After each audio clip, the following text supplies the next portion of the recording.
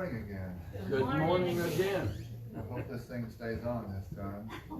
It doesn't sound like it's on though, but I got it on. Well, it is nice being with you all today. I told someone you usually use Bible class to wake you up so you can preach the sermon. So I hope I didn't put you to sleep, but that's just part of it, you know. Bible class is usually a warm-up, but every congregation does things differently. At Brown Trail now, we're doing 3 hours on Sunday morning, and then there's no Sunday night now, so we start at 9 and leave at 12, and that's working out pretty well for us, and but something that they're trying. But the school continues to go well, and we're grateful to be here. We'll do a little bit, and I just let my hair down with you all 4 hairs. And we've been here long enough, and we're almost family, spending so much time with each other over the years. But, the school of preaching at Brown Trail, it does exist for 3 reasons: the economics, the soundness, and the technical training. It's just getting a private education now at one of our universities is just getting more and more expensive every day. And the schools of preaching are set up as a product to alleviate that pain.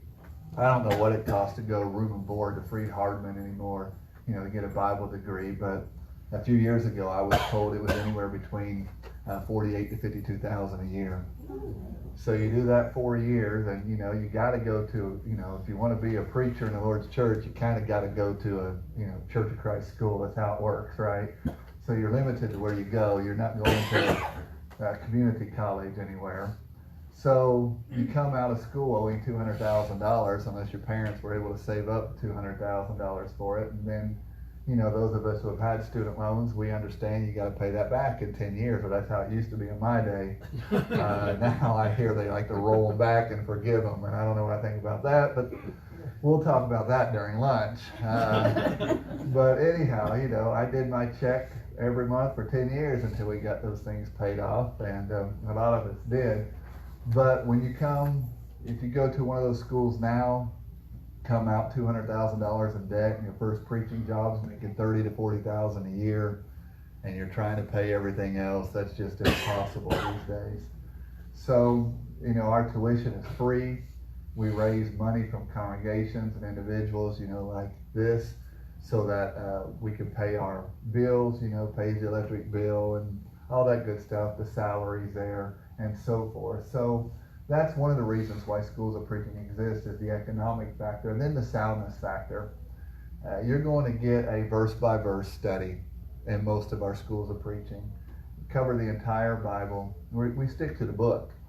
It's unfortunate, I am a product of, I hate to say that, of our colleges, of our brotherhood colleges, but it's unfortunate you don't get the truth there. Even when I went to college in the early 90s, and when it came to chapel time, they were already having, hand clapping and women preachers and all that stuff coming in and things like that at Lipscomb and other places. And, things were changing, and now it's much worse than it ever was then. So we stick to the book. We teach the truth, and we're very grateful to do that for most of the schools of preaching out there. And we're more like technical training schools. And what I mean by that is we teach them how to teach class. We teach them how to preach. We teach them how to go door to door. And, we got a TV station there, not a station, but what do we call it, setup where we can record, a TV studio, where we can record TV. And sometimes we work with them doing that. We work with them, teach them how to blog and how to do social media and all that stuff, how to do funerals and weddings. That way when they get out, they're prepared. You go the college route, I started up at Ohio Valley College in Parkersburg, West Virginia, then I transferred to what's called Lipscomb now, but it was David Lipscomb back in those days. They didn't teach us any of that. Those were things that you had to get on your own.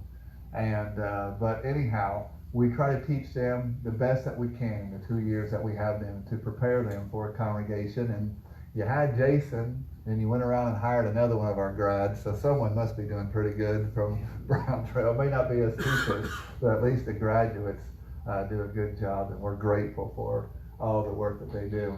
Our current leadership, I know you all... At present time, I serve as the director of the school. That's my father. It's clear to see the ground. So is that the movie? Yeah, if you could turn down the, Scott got that already. You know, this is the first, I knew that was on there, and I've been giving this presentation for 5-6 years now, and that's the first time it's ever popped up, just so y'all know. I'm gonna blame it on Scott. So here's our current leadership, and I know you know most, if not all of them by now. You've had them all out here. As mentioned, yeah, I've been coming here for a long time every year, but Kevin is our new director. I say new, he's been with us for about 4 years now. And Pat McIntosh, he's been out here several times before, helping you out on men's days and things like that. And he is our academic dean. Roy Gafford as well, he is an elder from Crandall, and I know he's been here. He kind of oversees the work in the Philippines. He'll be here later this year, Okay. or next year. Early next year, so I'm sorry for that. You'll just have to forgive him. But, you know, he's a good guy, and but he's an elder there. He's got a degree or a master's in Christian ministry. I think it's from Cornell. He also has a master's in cardiac recovery, and of course, Pat has a PhD in ministry, and he's working on a second one right now. And you know, more power to him. I think I'm done with school. Not going to happen ever again. But I'm glad that he's doing that. And so it's a very, very good small staff. These are, for the most part, Kevin and I, Willie and Jesse, are the 4 that are full-time. Pat and Roy, they're part-time as far as pay structure is concerned. And I know you all know Willie, our Spanish director, and Jesse, Jesus, our Spanish teacher. And by the way, he got his citizenship last month. Fantastic. And he worked very hard to get that. And I'm very grateful for him. They came up from Mexico when he was a little kid. And he ended up in trouble and all that stuff. But, you know, he found the truth and straightened himself out. We're grateful for that. And by the way, he graduated with Jason. Yep. They graduated, I think, both of them, all of them in 03. There were 7 in that class. And Jason's the only one that's not full-time in the pulpit right now. So that goes to show, you know, when we train our guys, they stick with it. And but Jesse's one of them. We call him Jesse, but his real name's Jesus, and does a wonderful job. And you all know me, there's no reason to talk about me. Here's a picture of the rest of our instructors. A lot of them come from local congregations, and they teach a class or two. Not all of them are still with us, but that's the newest picture that I have. Brother Ken Hope, he's not in the picture, but he's not teaching with us anymore. He retired recently, and he did a wonderful job. If you know Ken, he was Johnny Ramsey's son-in-law. Everyone knows Johnny, everyone over 60. And but that's his son-in-law, Ken, and he retired from the school recently. Brother Obed, who is, let's see, 2 over from me. He passed away recently. He had COVID, if you remember. He passed away. Then his wife passed away 2 weeks later. Then his mom passed away 4 months later. Then his dad passed away a couple months after that, and they all had COVID. And it's just a terrible situation. So we really miss Obed. But anyhow, it's a great group of guys. All of these guys are from the area, and their elderships allow them to teach 1 or 2 or 3 classes a year, and most of them do it for free. And being a financial guy, that's right up my alley. I like free. So, but they do a wonderful job, and we're glad to have them. And here's some of our student body pictures from the last 2 or 3 years. You can see Scott in a red sweater over there on the 2020 class.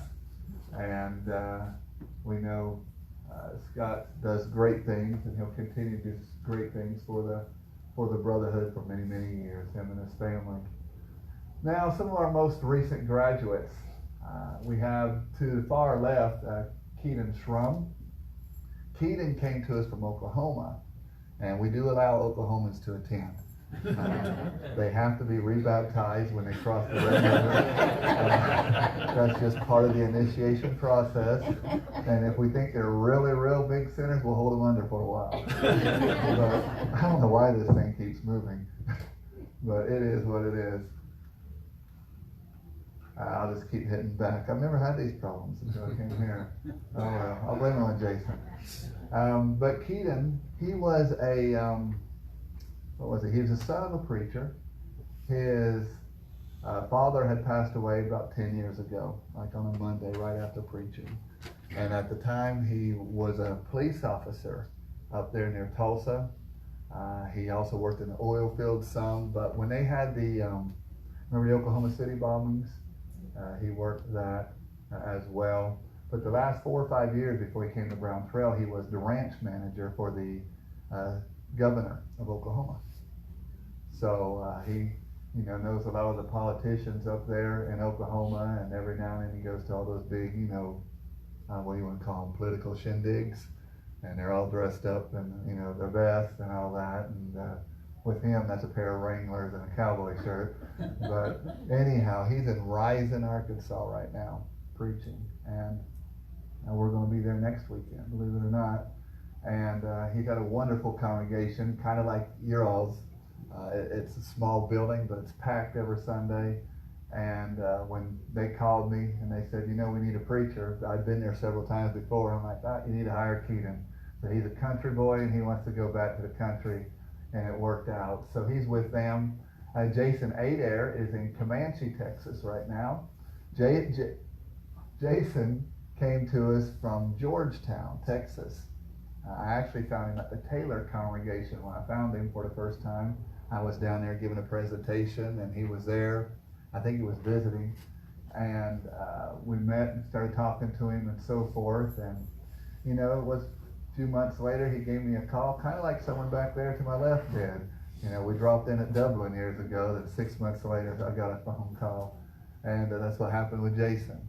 And he's got 2 wonderful kids, a little boy and a little girl, and his wife's a school teacher. And he graduated with Keaton just a few months ago, and he's in Comanche at the Pearl Street congregation. And Comanche is a wonderful place. If you know anything about restoration history, I don't know if you ever studied it or anything like that, but Texas has its own restoration history. There used to be a college in Thorpe Springs, and it split over the instrument in the early 1900s, and it split in 2. The liberals became TCU, and the current conservatives became Abilene. Well, anyhow, it was in Comanche where all that started, because the family, the father and the sons, were from Comanche, and they decided they wanted to start a college, so they went to Thorpe Springs and started that. And it's interesting history. When they brought in the instrument at Thorpe Springs, what happened is the men that opposed it was called the Ad Run College.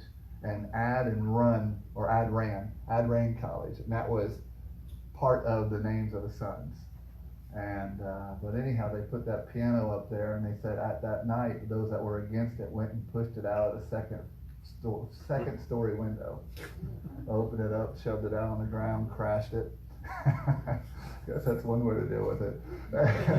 And then they had their split, and today TCU belongs to the Disciples, I believe. And we know where Abilene stands, fortunately or unfortunately, today. But Jason is there, a wonderful congregation as well. My wife and I got to know Comanche because when this COVID happened, they were probably the only congregation that didn't shut its doors for an hour. But they couldn't find anyone that would preach for them. So my wife and I went and preached for them for 2 months every Sunday, so we got to know them well. And so when they needed a preacher, I recommended Jason, and he went there, and they're doing a great job. We also have Jose Espinoza.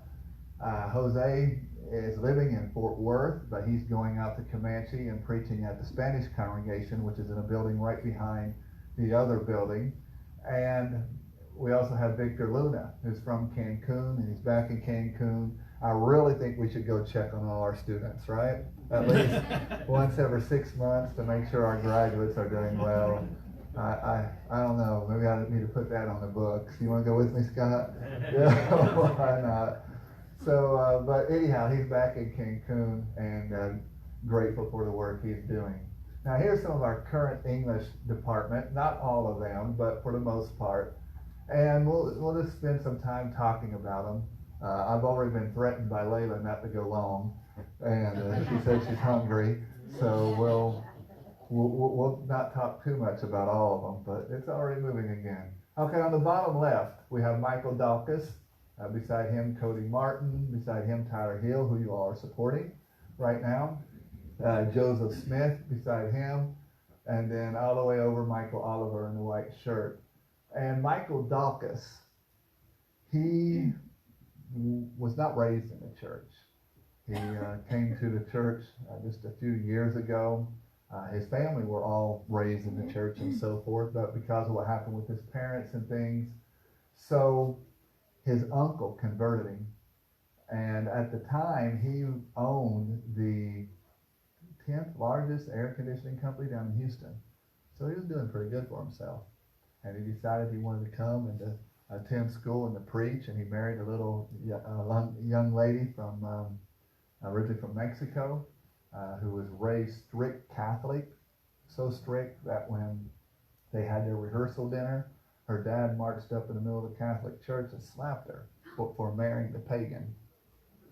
So anyhow, they're glad to be out of Houston. And she's glad to be married to the pagan. And they're with us, and you know, he has a really great heart, and we're grateful for him. And then beside him in the blue shirt is Cody Martin. Cody was raised in Seagoville, and again, he's one of these people use the term unchurched. He was not raised in the church, and he was studying philosophy at one of the local colleges there in Seagoville, and decided he wanted to check into this Jesus thing. So he showed up at the church building at Seagoville, got talking to the preacher, and he was converted about 5 years ago. And you're going to see a common theme amongst most of our students right now. Most of our students are new converts.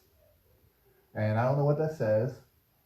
We do have a few from the Brotherhood that were raised in the church and are attending. But right now, most of our converts in school and coming next year are that. They're new converts. So that says a lot of things. It says, number one, we're converting people. Evangelism is happening. And it shows, number two, that the youth in America, that there are some who still have open hearts. And we're grateful for that. So, you know, both of them newly converted. Now, Tyler was raised in a church. He's a little different. And that always puts our students on different levels when they come in.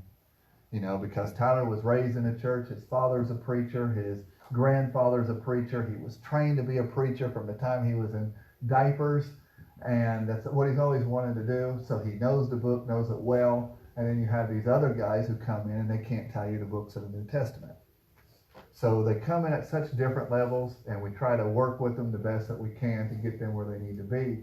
And then we have Joseph Smith, not the Mormon, but, you know, Joey.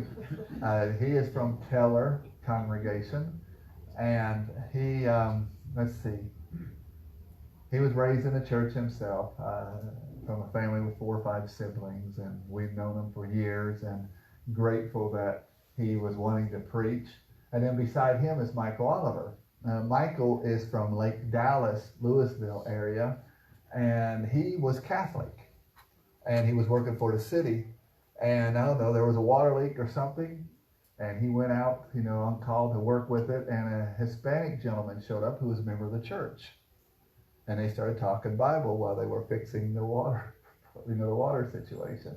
And after a while, Michael was baptized into Christ, and he's been a Christian for 3 or 4 years. And so now he's with us as well. And he's just an itty-bitty guy, as you can tell. But the church up there at Lake Dallas, where he's from, they just love him. He's getting most of his support from that congregation. And again, grateful for him. Then we have second row, Jimmy Dorothy, the white-headed guy. He's 62 when he decided to come to school. And he himself was converted 5 years ago. He and his wife, they were Baptist. And they were added to the Lord's church then. And you may know him, but he is a widower. His wife died back in November, December. And, you know, it was his desire to preach. She knew it. She's like, you know, when I'm gone, go for it. And that's what he's doing. You know, and he's not the first 60-year-old we've had. One of my best friends in life, he came to school at 62, 63. And I taught him. He's 80 now, and he's preaching in Coleman. So there's still a lot of use for him. And grateful for Gary Murphy who done that. And I know Jimmy will do good things. Jimmy married No, Jimmy's daughter married Austin Wiggins. I don't know if y'all know Stephen Wiggins from Center. He's a very powerful preacher. So he met, because of his daughter, they married into the Wiggins clan, and all of that's how he was able to come to the truth. If you know anything about the Wiggins, you don't have to worry about the truth of those guys. They're going to drop it. They're going to teach it. Both Steve and Austin, both. So we're grateful for him. And then the itty bitty girl in the middle there, that's Tyler's sister, Faith Hill. Yes, we got a lot of famous people that attend Brown Trail School of Preaching. Joseph Smith, well, he's a famed idiot, I guess. I can say that, right? And then Faith Hill. But Faith is Tyler's younger sister. And let's just be honest, she came to the school to find a husband. And she did. Joseph, her and Joseph are hooked at the hips right now. I don't know what's going to happen, But believe me, those first few weeks in class, we were getting ready to separate them. I mean, you don't come to school preaching to give lovey eyes and to be drinking from each other's drinks and giggling in class. So we were already getting ready to separate them. You way over here, you way over there. But anyhow, that if it works out, and they stay faithful to the Lord all their lives, it's well worth it, right? So anyhow, I know Joey's from good stock and Faith as well. And then Caleb Griffith beside her. Caleb is from the Brown Trail congregation. He was raised there. And I guess we've known him most of his life. And then beside him is Andrew Patterson. Andrew's in mourning. He's an Aggie. I sent him a text this morning. I said, here you spend millions and millions and hundreds of millions of dollars to lose 5 straight. And so he's not happy with me right now, but he'll get over it. He's preaching at Edgewood this morning, and I'll be preaching at Edgewood tonight. So if you want to hear the same sermon tonight, you can go to Edgewood. It might be better the second time around. I don't know. But he is there this morning. He's a very bright kid. At 16, he started A&M. Well, I don't know. We got to question how bright he is if he went to A&M. But at 16, he went to A&M, and he graduated with a degree in international politics, I believe. His mother's Egyptian, and his desire after graduation is to go back to, or go to Egypt, or, he'll go to Iran, Iraq, all those places. We had spring break here a year ago, and he went over there to Iran. No, he went to Iraq for a few days, and I thought, I'm not going over there. And I asked if I could get an insurance policy on him before he left, but he wouldn't let me do it. I tried, but that's what he wants to do. He wants to go get a job at the State Department and work for the State Department and trying to serve as a missionary. So he's very bright. I mean, what else can you say? If you go to A&M at 16, he's a pretty smart kid. So his sister is attending Southwest right now as well. She's probably husband shopping as well. But no, she's not, because she's dating Caleb right now. And I remember hearing that story the other day. So anyhow, and then in the back we have Jared Hammond. Jared is from Mount Pleasant, and again, he really wasn't raised in the church. Family was kind of connected to the church. Eventually came to the faith. His mother, I think, converted his wife, and then that got the wife going, and the kid, and then kids, and then he going. And I think it's Mount Pleasant, right? Mount Vernon. Mount Vernon, thank you. And all those mounts are getting to me in East Texas. There's a Mount Enterprise, I know that. That's where Andrew Conley was born, one of the great preachers from the past. But he is going to go work with Mount Vernon, right, when he graduates. And he's a great guy. He was in commercial construction, specifically residential, marine residential. And he I don't know, had a nice big house when he came our way. Decided to sell it because after all, he wasn't going to go home. And guess what? Yeah, he's going to go home. And we all know what the property values have done the last 2 or 3 years. So he's not going to buy his house back.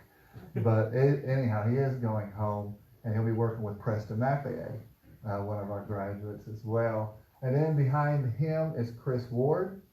And I guess I can tell you all this right now. Chris is going to be offered a job this morning. He didn't know that.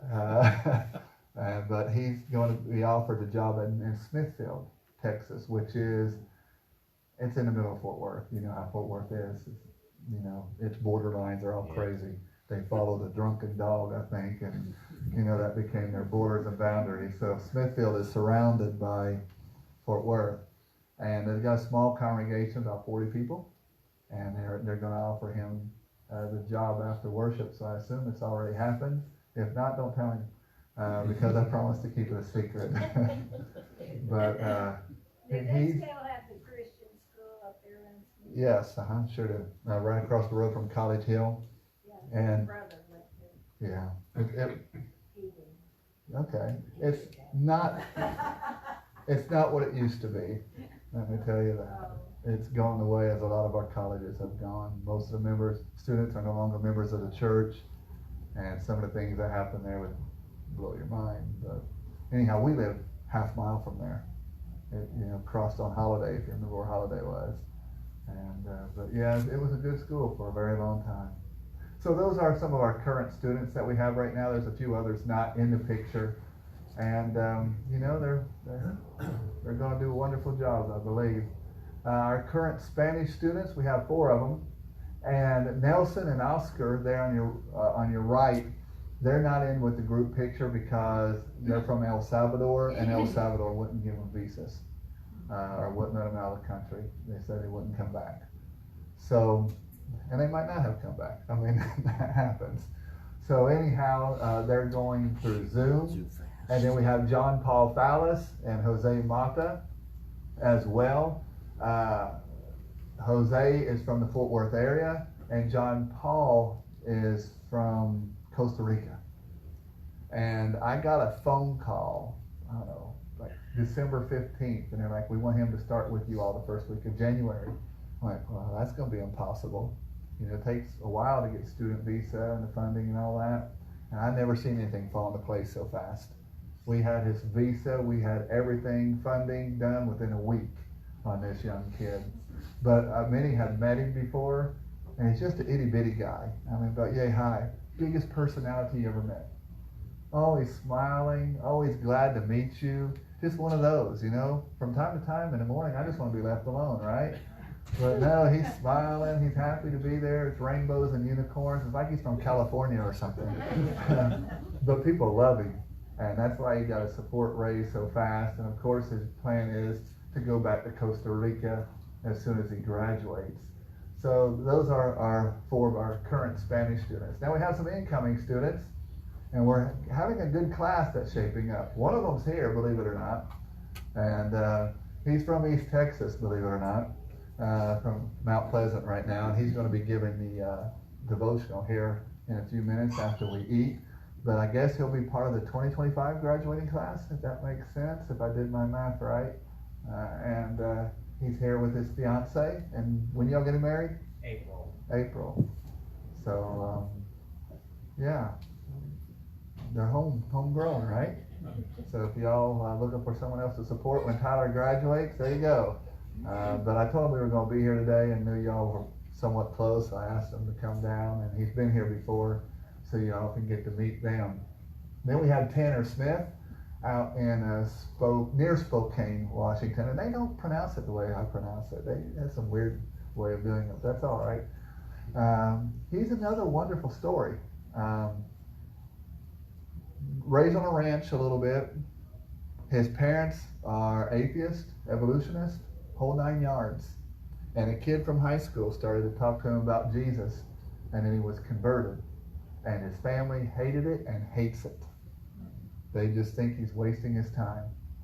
Well, he left home right out of high school because of the tension in the family there. And he is a welder, a commercial welder, travels all over that part of the country, welding and so forth. He does, the high-rise stuff and stuff, the dangerous welding type of welding I'm not going to do because I don't go 2 steps higher on a ladder. So he's one of those guys way up there doing that stuff. And his fiance, I met her in a grocery store. That's a good place to meet someone, right? Glad he didn't follow her home these days. You'd get thrown in jail for that. But anyhow, he met her there, and she is attending a Presbyterian college there in Spokane, and she's a double major.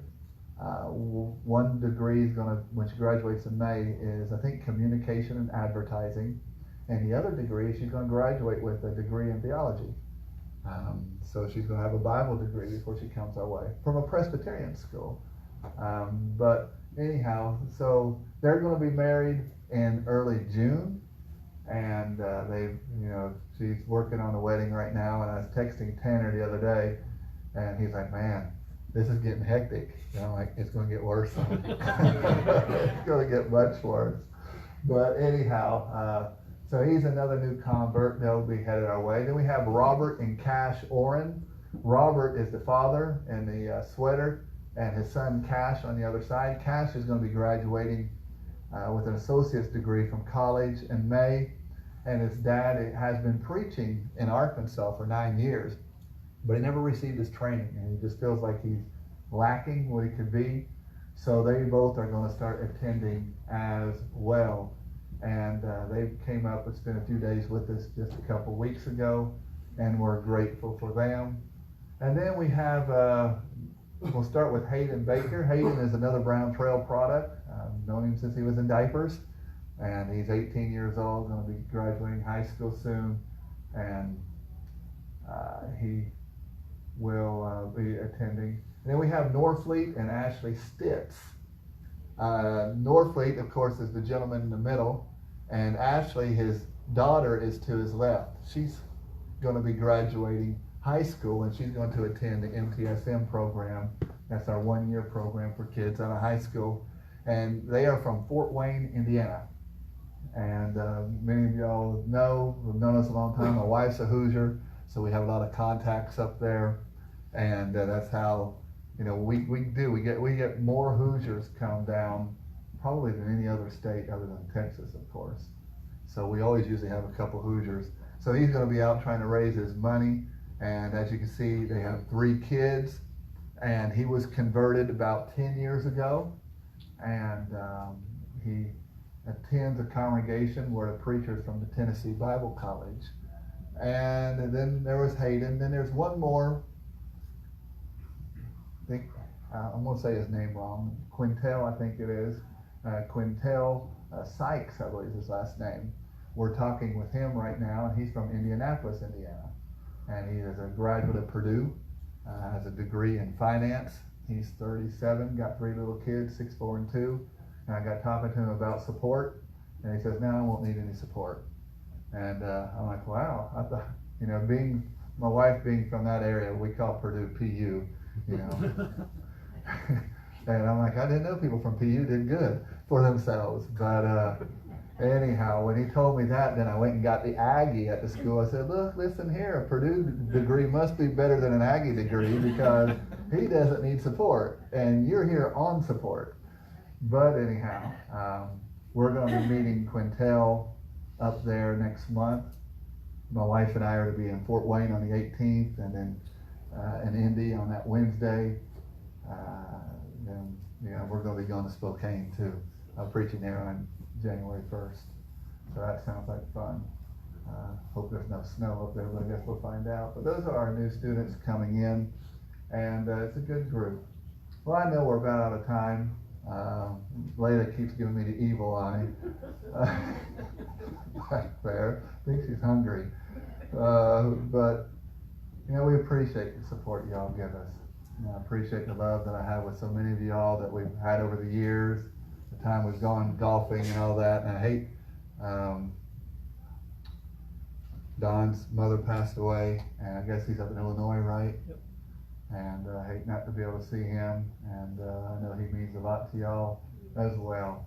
So we'll keep him in our thoughts and in our prayers. We did see it on Facebook the other day. And but anyone have any questions? Well, you all know the drill. If you have any questions, feel free to ask my daughter. She's a preteen and she knows everything.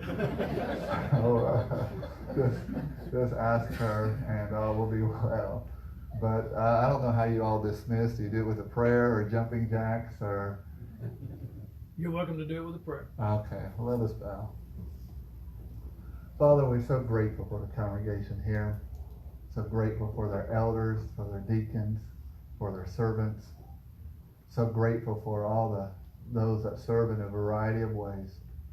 Grateful for those that do the secretarial work and the accounting, and those who clean the buildings, and those that help teach Bible classes. But Father, we also know that so many do so much for you, and we don't know who they are, we don't know who they're helping, but they do so to let their light shine, to serve you, and to introduce others to you. And Father, we're grateful for every male and female servant you have here. We pray your richest blessings upon them. We pray for the love for the congregation here, for their faith, for their knowledge. We pray, Father, that all of us will be steadfast and unmovable until that great day that is coming. Thank you for your Son. Thank you for his love. Thank you for your concern. Thank you for the words found within your book. And it's through your Son's name we pray.